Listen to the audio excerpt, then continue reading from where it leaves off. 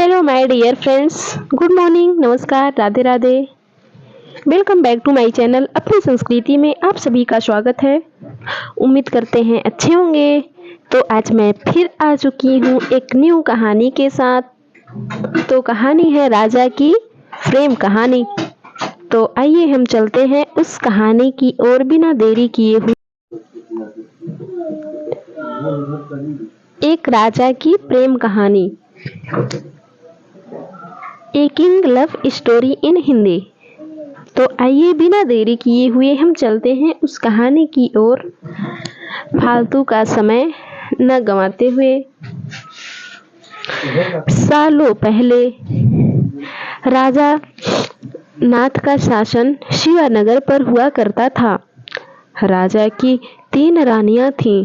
राजा अपनी तीनों पत्नियों में से सबसे ज्यादा अपनी पहली पत्नी को प्यार करता था, क्योंकि वो खूब सुंदर थी। उसकी सुंदरता के कारण राजा दूसरी और तीसरी पत्नी पर ध्यान नहीं दे पाता था। वह अपनी दूसरी पत्नी को दोस्त मानता था और तीसरी पत्नी पर बिल्कुल गौर नहीं करता था। इधर राजा की तीसरी पत्नी उससे बेहद प्रेम करती थी, लेकिन राजा को तीसरी रानी का प्यार कभी दिखाई ही नहीं दिया। वो हरदम अपनी पहली पत्नी के साथ ही व्यस्त रहता था। ऐसा होते होते कई साल बीत गए। रोज राजा की तीसरी पत्नी इस उम्मीद में रहती थी कि आज राजा उसके पास आएंगे, आज वो कुछ प्रेम भरी बातें करेंगे, लेकिन ऐसा कभी कुछ नहीं हुआ। इसी तरह कुछ वर्ष बीत गए। एक दिन राजा नाथ का अचानक से गंभीर बीमार हो गए और उनकी तबीयत खराब हो गई। देखते ही देखते खराब होती चली जा रही थी और उनके जीवित रहने की उम्मीद कम हो गई। तब राजा ने अपने पहली पत्नी को बुलावा भेजा।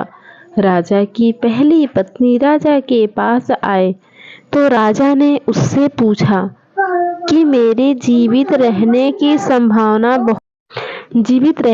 संभावना बहुत कम हो गई है और मैं भगवान के पास अकेले जाना नहीं चाहता हूँ। क्या तुम मेरे साथ चलोगी? तो दोस्तों, ये कहानी यदि आप सभी को पसंद आए तो लाइक शेयर सब्सक्राइब करना ना भूलें दोस्तों, ताकि आप तक ऐसी वीडियो पहुंच सके। तो आइए अभी बाकी है कहानी, आगे की ओर चलते हैं। राजा की बातें सुनकर रानी ने उनके साथ जाने से मना कर दिया और कहने लगी कि अभी मेरा जीवन बचा हुआ है और मैं अभी जीना चाहती हूँ। और वो कहने लगी, उनसे रिक्वेस्ट करने लगी कि अभी मैं जीना चाहती हूँ, इसी वजह से मैं आपके साथ नहीं जा सकती। ऐसा कहकर पहली रानी राजा के कमरे से बाहर चली गई। तब राजा दूसरी रानी को बुलाने के लिए कहता है। दूसरी रानी को जब पता चलता है कि राजा अपने अंतिम क्षण में हैं और वो अपने साथ अपनी पत्नी को लेकर जाना चाहते हैं, तो वो राजा के पास जाने से ही मना कर देती है, मतलब राजा के पास जाने से इनकार कर देती है। अपनी दोनों प्रिय रानी से निराश होकर राजा ने सोचा कि मैं अपनी कभी तीसरी पत्नी को समय नहीं दिया हूँ और नहीं उस पर प्यार जताया हूँ, अब मैं कैसे बुला सकता हूँ। राजा ऐसा सोच ही रहे थे, तभी तीसरी रानी बिना बुलाए राजा के पास पहुँच गई। तीसरी रानी को राजा की इच्छा पता चल चुका था, इसीलिए वह सीधे राजा से कहती है, स्वामी, मैं आपके साथ चलने के लिए तैयार हूँ।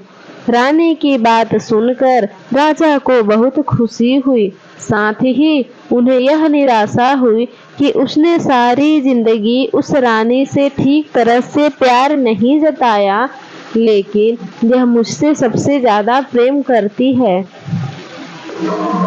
उसी वक्त राजगुरु एक जाने माने वैद्य को लेकर आते हैं, जो राजा की तबीयत को ठीक कर देता है।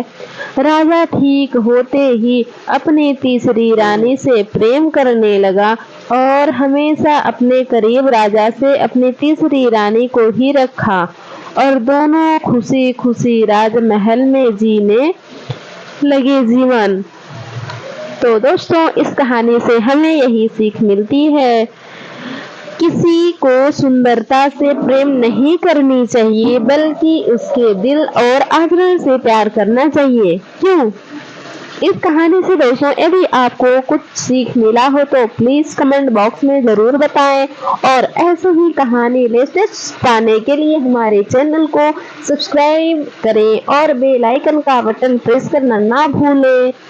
तो आइए हम चलते हैं 2 लाइन और तो इस कहानी के एंड में हम 2 लाइन तो बोल ही सकते हैं, तो सुनिए वो 2 लाइन क्या है।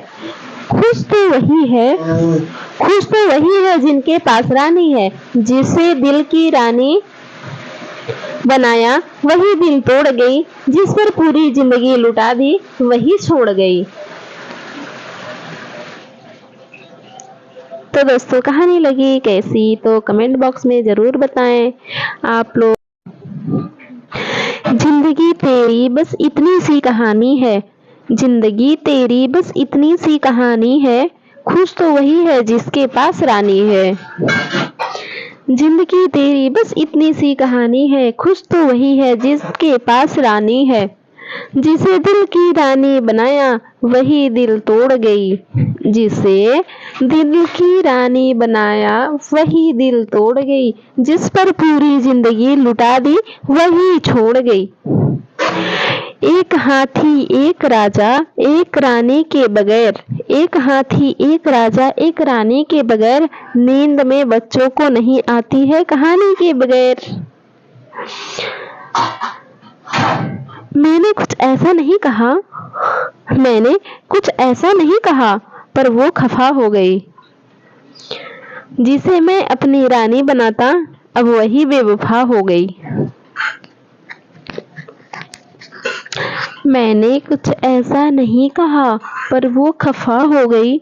जिसे मैं अपनी रानी बनाता अब वही बेवफा हो गई। ना किसी से डरता हूँ ना किसी पे मरता हूँ, ना किसी से डरता हूँ और ना ही किसी पे मरता हूँ, मेरे दिल की तुम रानी हो और तुम्हें प्यार बहुत करता हूँ। जिसे बनाया था अपने दिल की रानी, जिसे बनाया था अपने दिल की रानी, वही लिख गई मेरे जिंदगी की ऐसी कहानी। मैं कितना खुश था अपने दोस्तों के संग, अब मेरी आंखों से सिर्फ बहता है पानी। अगर तू मेरे दिल की रानी बन जाए तो कितनी खूबसूरत जिंदगी बन जाए। आंखों से कहती है वो बड़ी सयानी, उसे एक दिन बनाएंगे अपनी रानी। बैठे बैठे यूं ही कुछ ख्वाब सजा लेती हूँ, बैठे बैठे कुछ यूं ही कुछ ख्वाब सजा लेती हूँ। मैं बन जाती हूँ रानी, गुलाम उसको बना लेती हूँ। हम आप लोगों से कहना चाहते हैं कि हर औरत को झांसी की रानी की जीवन को एक बार जरूर पढ़ना चाहिए। और मैं अगले नेक्स्ट वीडियो में हो सकता है तो मैं इसी कहानी को लेके आऊंगी दोस्तों। तो इनकी जीवन में पढ़ने से जीवन में उत्साह, उमंग, चेतना और विश्वास भरता है। एक रानी बनने का मतलब काफी ज्यादा